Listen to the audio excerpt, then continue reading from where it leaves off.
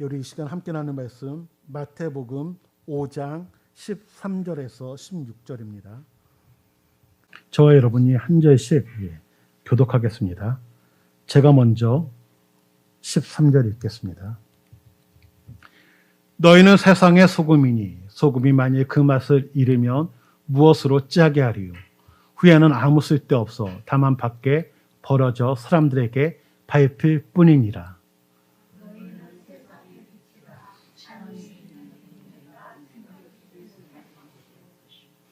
사람이 등불을 켜서 말 아래 두지 아니하고 등경 위에 두나니 이러므로 집안 모든 사람에게 빛이 느니라.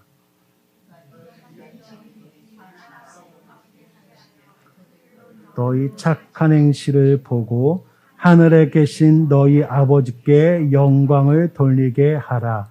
아멘. 우리 좌우에 계신 분들, 앞에 계신 분들과 사랑합니다 인사하겠습니다. 예, 사랑합니다. 예, 사랑합니다. 예, 우리 영상을 보고 계신 분들도 우리 사랑합니다 인사합니다. 사랑합니다. 이렇게 앞에 몇 분 함께 예배드리니까 더 좋습니다. 예, 하루빨리 코로나가 해결돼서 우리 성도님들 함께 모여서 예배드리고 또 함께 식탁교제도 나누는 그날이 하루빨리 돌아오기를 원합니다. 예, 목요일 저녁에 교회에 있는데 택배가 왔었습니다. 어떤 택배인가 하면요.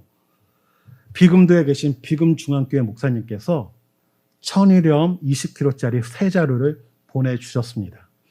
작년에 이렇게 보내주셨는데 이번에도 또 동일하게 보내주셔서 이번에도 한 자루는 다른 교회로 흘려보내고 그 교회는 저희 성도님들과 나누려고 비닐봉투에 이렇게 담아놨습니다.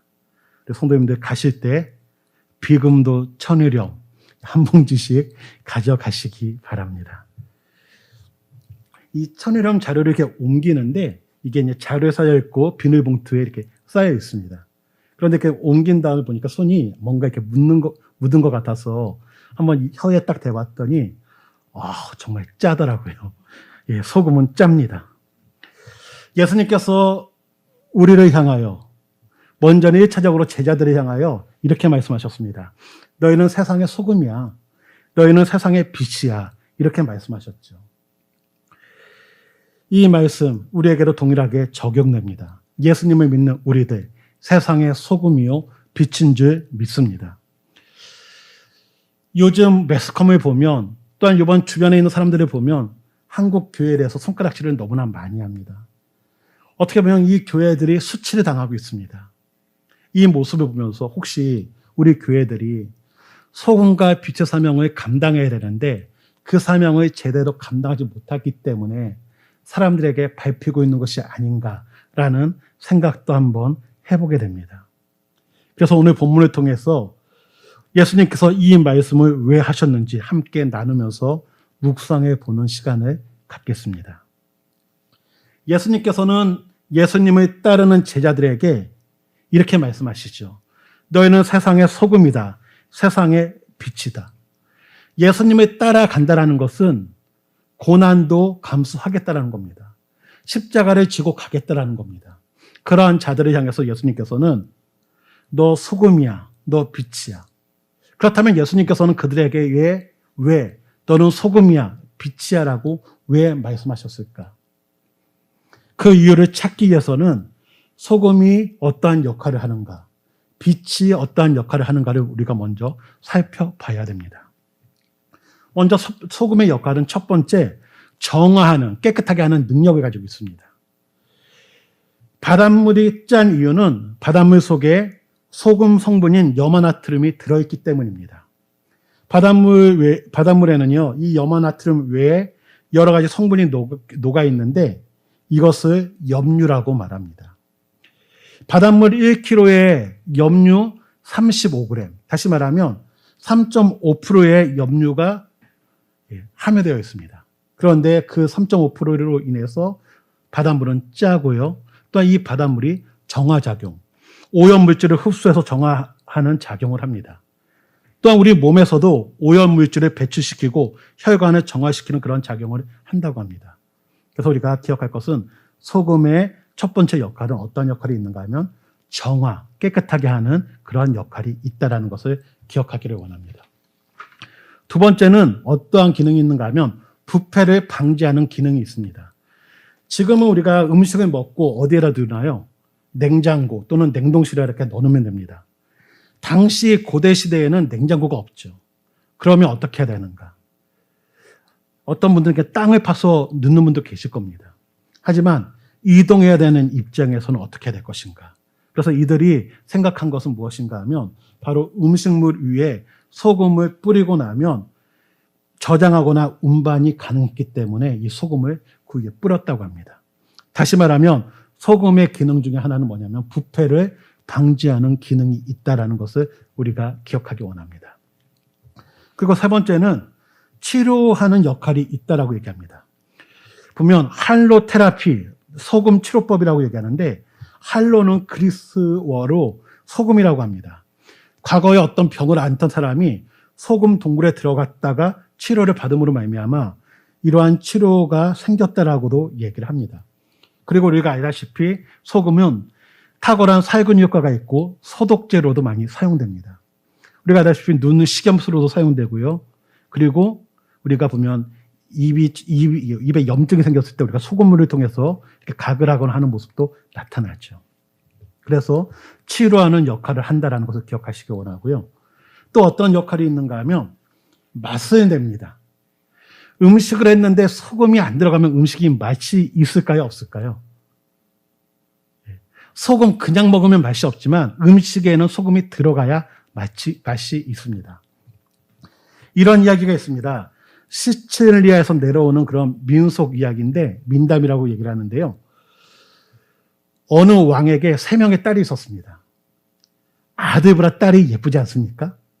딸들은 아기자기하고 부모님께 좀 이렇게 친근하게 다가가는 모습이 있죠.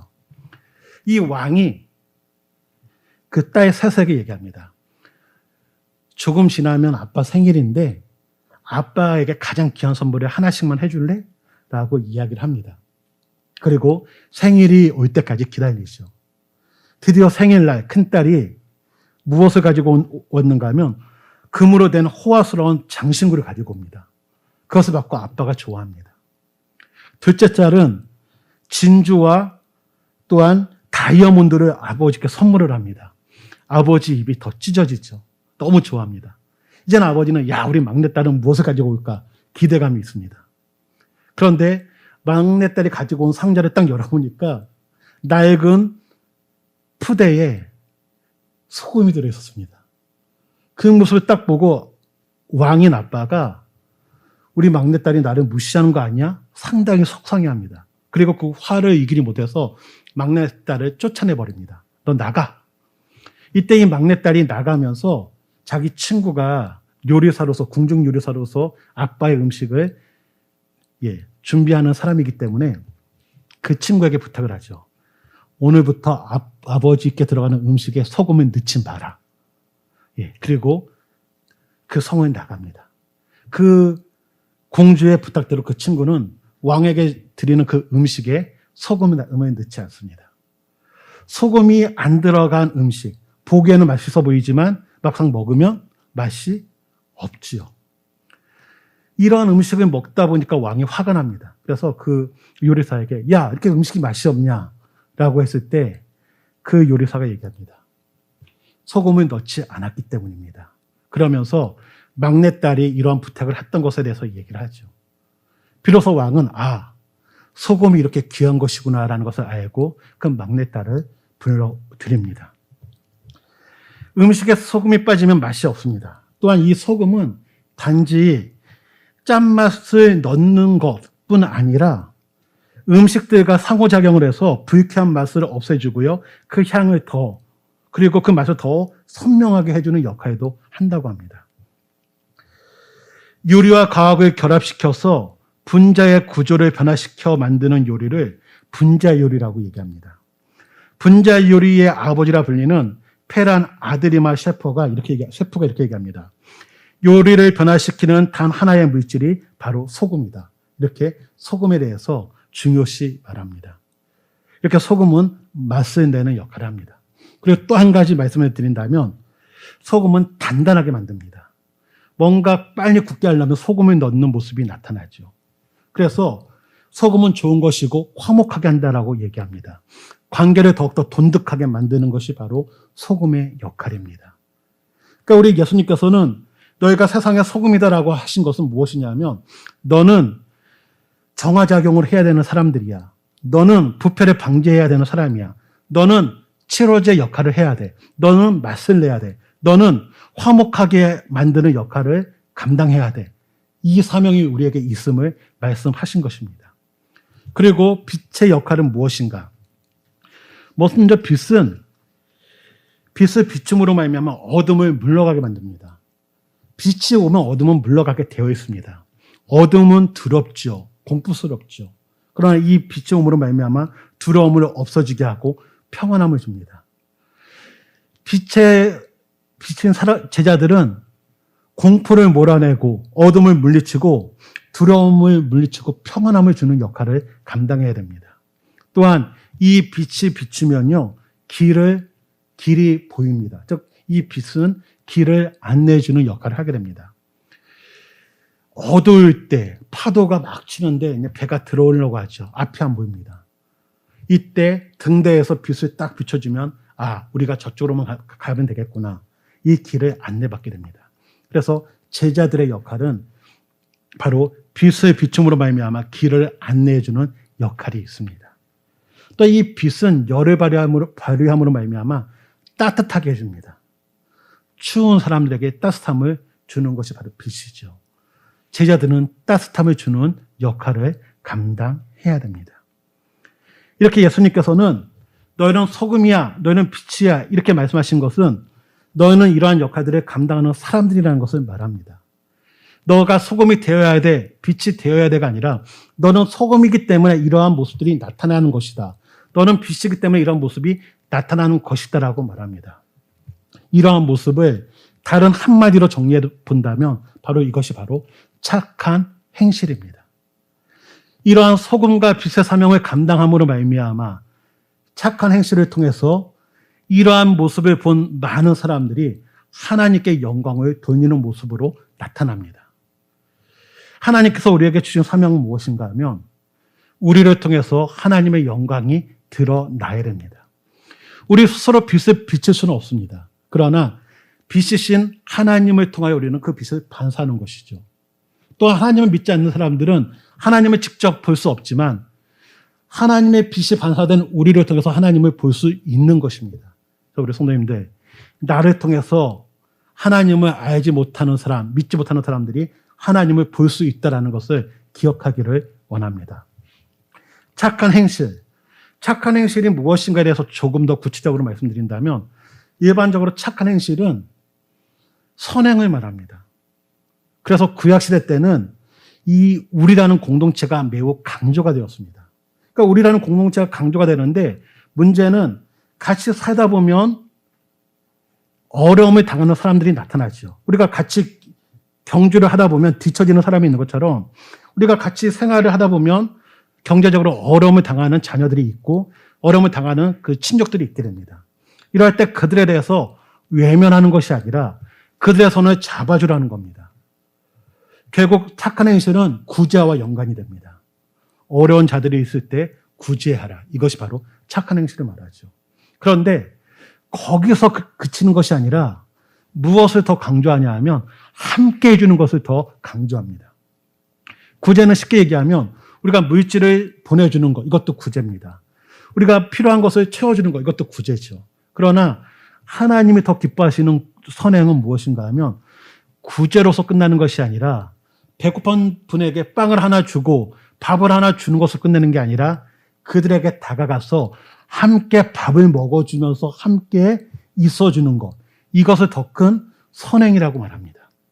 그래서 이 선행의 가장 아름다운 모습을 무엇으로 이야기하냐면 초대교회의 모습이라고 얘기하죠. 초대교회 때는 많은 어려운 사람들이 교회로 오게 되면 함께 공유하며 살았습니다. 함께 누리며 살았죠. 그래서 이 초대교회가 바로 선행의 가장 아름다운 모습의 공동체라고 말합니다. 그리고 신약 시대로 와서 보면 하나님께 영광을 돌렸던 사람들, 그 사람들의 모습들을 성경을 통해서 찾아보면 병을 고쳤을 때, 또한 죽은 자녀가 살아났을 때 하나님께 영광을 돌리는 모습이 나타납니다. 또한 예수님의 탄생을 목격한 사람들, 그리고 바울이 사역을 통해서 하나님의 하신 일들을 드러냈을 때 하나님을 찬양하는 모습이 나타났고, 고넬료의 집에 성령이 임했을 때 이것을 통해서 하나님께 영광을 돌리는 모습들이 나타납니다. 어떻게 보면 하나님께 다른 사람들이 영광을 돌리는 그런 모습들은 언제 나타나는가 하면 자신들에게 유익함이 있을 때 하나님께 영광을 돌립니다. 쉽게 얘기하면 우리 주변에 있는 사람들이 나로 인해서 유익을 누리게 된다면 기뻐합니다. 좋아합니다. 그때 내가 한 게 아니라 하나님이 하셨습니다. 이렇게 하나님을 드러내게 된다면 하나님 참 좋으신 분이구나. 하나님 참 감사하네요. 이렇게 하나님께 영광을 돌리는 모습이 나타나게 되죠. 저희 교회에서 이제 구제 사역을 할 때 이런 적이 있었습니다. 저희가 이제는 4대 절기 때, 그리고 추석이나 구정 때 교회 우리 성도님들이 드린 그 헌금으로 그 구제 물품을 구입해서 어려운 가정들에 이렇게 방문해서 이렇게 나눠드립니다. 그러면 어떤 가정에서 이런 얘기를 합니다. 아니, 우리가 누군지도 모르는데 이런 것까지 전해주세요라고 말합니다. 그러면 이렇게 하죠. 하나님께서 사랑하셔서 그 사랑을 전할 뿐입니다 하면서 하나님의 이름을 높여드립니다. 그리고 하나님을 소개하죠. 그러면 하나님 참 좋은 분이구나. 이것이 바로 하나님께 영광 돌리는 모습입니다. 그래서 우리가 기억할 것은 우리의 착한 행실을 통해서 하나님의 영광을 드러내기 위해서는 우리가 그들에게 유익을 들면서 그 유익을 준 후 하나님을 소개하는, 하나님을 전하는 모습들이 나타나야 됩니다. 그런데 예수님께서는 이렇게 말씀하셨죠. 너희는 세상의 소금이다 라고 말씀하셨습니다. 그리고 빛이다라고 말합니다. 그런데 그 맛을 잃으면 무엇으로 짜게 하겠는가라는 이야기까지 하십니다. 소금이 맛을 잃을 수가 있을까요? 없을까요? 소금이 짠맛이 안 날 수가 있을까요? 없을까요? 그래서 한번 찾아봤습니다. 소금이 짠맛이 안 나는 소금. 짠맛이 안 나는 것은 소금이 아닙니다. 그 소금은 짠맛을 낼 수밖에 없습니다. 그렇다면 소금이 짠맛을 못 낸다. 이것은 소금이 아닌 것을 소금으로 오해할 때 그러한 얘기를 할 수 있습니다. 당시 이스라엘 사람들은 이 소금 덩어리를 어디서 얻었는가 하면 우리가 잘 알고 있는 사해바다, 이 사해바다에서 소금 덩어리를 얻었습니다. 그런데 이 사해바다에서 보면 이 바닷물을 가지고 그것을 이제 뭐라고 할까요? 그 소금을 만드는 그 과정 가운데 소금만 굳어지는 게 아니라 소금 외에 광노석이라는 게 있고 또 풀찌꺼기 같은 것들이 같이 굳어집니다. 소금은 짜죠. 마찬가지로 이 광노석 같은 경우도 주변에 소금이 이렇게 묻어있다 보니까 짭짤합니다. 그래서 이 소금을 채취하면서 이게 소금인지 광노석인지 모르고 같이 가지고 오게 됩니다. 근데 이제 시간이 지나면서 소금은 안에도 다 소금이니까 계속 짠데 이 광노석은 겉에 있는 소금이 떨어지고 나면 짠맛이 안 나게 됩니다. 그러니까 이건 소금으로 사용할 수 없으니까 어떻게 돼요? 버릴까요? 안 버릴까요? 필요 없으니까 버려야 되겠죠. 그런데 이것을 그냥 버리는 것이 아니라 어떻게 하냐면 예루살렘 성전에 그것을 모아둡니다. 그리고 비가 오다 보면 대리석 같은 경우는 미끄럽죠. 그래서 그것을 그 위에다 뿌립니다. 그러면 사람들이 그것을 밟고 지나가면서 미끄러지지 아니하는 그런 모습이 나타납니다. 그래서 어떻게 보면 사람들에게 밟힌다라는 것은 소금보다는 이 광노석이 뿌려지고 밟히는 것, 소금이 아닌 소금으로 알았던 광노석을 이야기할 때가 많습니다. 어떻게 보면 소금이 소금의 역할을 감당할 수 없는 것, 말이 안 되죠. 소금이 아닌데 소금인 척 한 것이기 때문에 감당하지 못하는 겁니다. 다시 말하면 예수님의 제자는 소금이기 때문에 소금의 역할을 감당할 수밖에 없습니다. 예수님의 제자는 빛이기 때문에 빛의 사명을 감당할 수밖에 없습니다. 그런데 예수님의 제자인 척 하는 사람들은 결국 소금과 빛의 사명을 감당할 수가 없는 것이죠. 왜 감당할 수 없는가? 소금과 빛의 사명을 감당하려면요, 소금이 어떻게 해야지 맛을 낼까요? 소금이 가만히 있으면 맛을 못 냅니다. 녹아져야지 맛을 냅니다. 빗은 어떻게 해야지 빛이 되죠? 기름이 태워지거나 때감이 탈 때 빛이 나오게 됩니다. 즉 녹아지는 태워지는 그런 헌신과 희생 수고 없이는 그 맛을 감당할 수가 없습니다. 예수님을 따르는 제자들은 예수님을 따르기로 했기 때문에 천국에 대한 소망이 있기 때문에 예수님을 바라보며 헌신하며 수고하고 희생하며 가죠. 그러나 예수님을 믿는 것이 아니라 나의 유익을 위해서 예수님을 사용하거나 또한 교회에만 나오는 분들은 당연히 그런 헌신 수고가 싫은 겁니다. 왜요? 나의 유익을 위해서 교회 왔는데 나보고 헌신하라고 수고하라고 못합니다. 그래서 결국은 그 맛을 낼 수가 없는 겁니다. 그래서 학자들은요, 밟히는 것은 소금이 아니기 때문에, 광석이기 때문에 그 맛을 내지 못한다라고 하는 학자들이 있고, 또 한 분들은 이렇게 얘기합니다. 이것은 수사학적인 표현이다. 다시 말하면 소금이 맛을 못 낸다는 것은 말이 안 된다. 결국 이것은 어떤 의미인가 하면, 결국 이것은 너는 소금이니까 그 정체성을 잊어버리지 마라. 너는 빛이니까 그 정체성 잃어버리지 마. 넌 소금이야. 넌 빛이야. 꼭 기억해.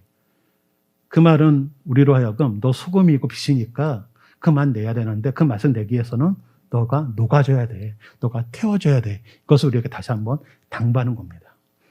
그러게 우리 성도님들은 소금인 점 있습니다. 우리 성도님들 빛인 점 있습니다. 그래서 우리가 소금이요 빛이기 때문에 그 사명을 잘 감당할 수 있기를 주님의 이름으로 축원드립니다. 그러나 그 빛으로서의 사명, 소금으로서의 사명을 감당하려면 녹아져야 됩니다.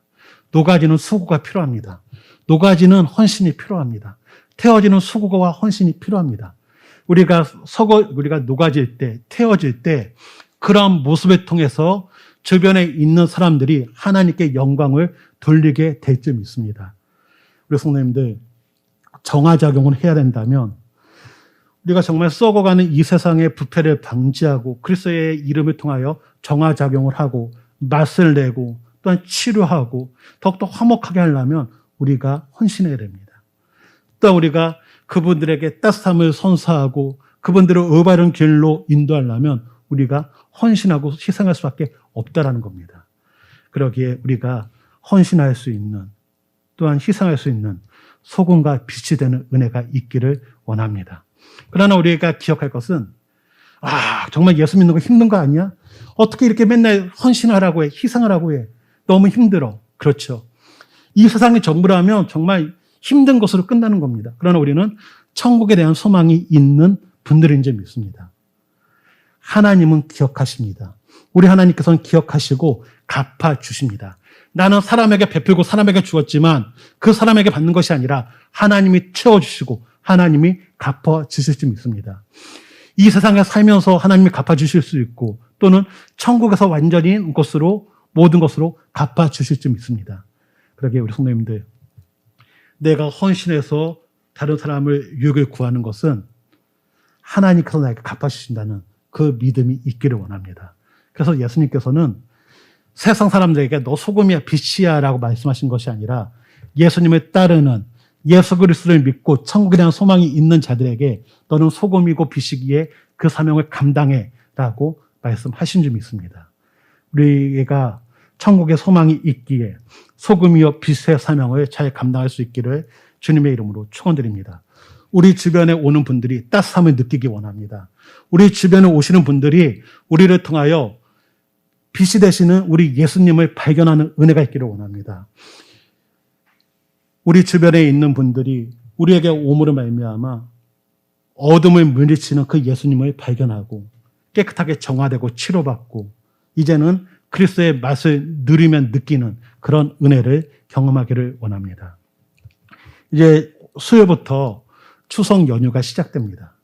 가족들을 만나게 되죠. 친척들을 만나게 되죠.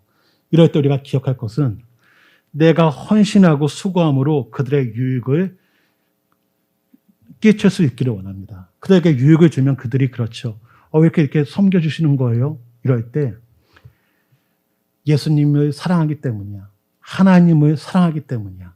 하나님을 드러내고 하나님을 높여 드릴 수 있는 그런 은혜가 있기 원합니다. 그래서 이번 추석 연휴가 하나님을 소개하고 하나님을 드러내고 그들로 하나님을 찬양할 수 있는 그런 모습들이 있기를 원합니다.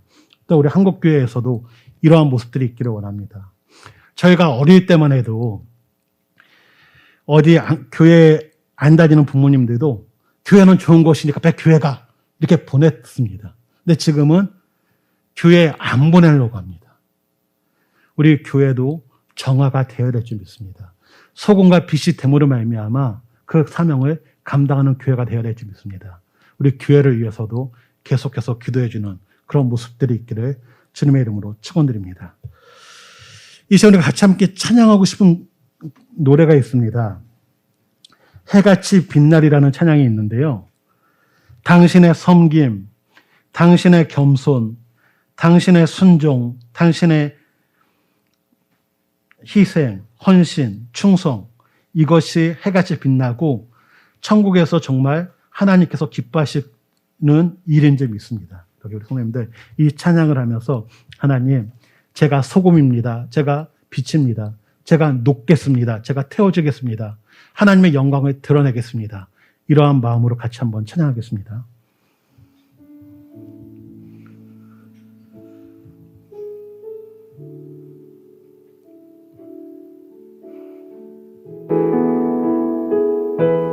당신의 그 섬김이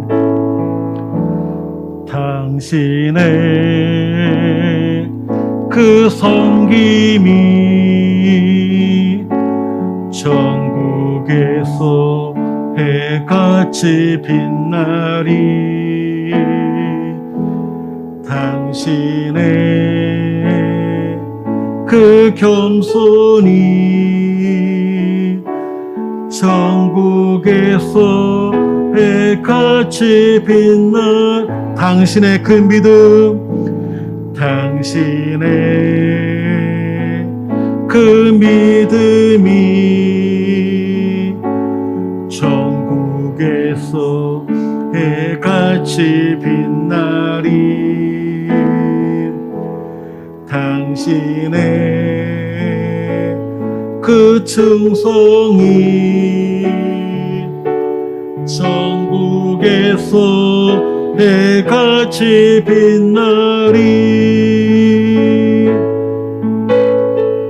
주님이 기억하시며 족하리 예수님 사랑으로 가득한 모습